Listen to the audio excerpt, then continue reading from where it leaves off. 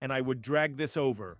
Alright, in this video I'm going to show you my 2 fastest keyboard shortcuts I use. Let's say I got this clip right here and I want to cut it. What I used to do is I used to go over here, find my razor tool, click, click, click right here. Then I have to select this tool. Now I want to delete this.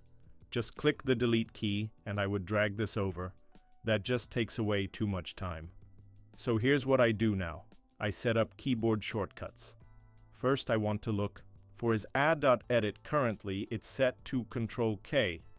That's too hard to remember for me. I look for ripple delete and it's a shift forward delete.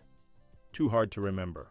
I like to do X next, being used for mark clip, so you could go back in here and change the zoom tool, give it a shortcut to 7 because I've never been able to shoot with 7 cameras anyway.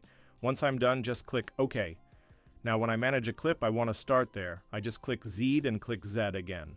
Z, then when I click X, boom, gone, super big time saver.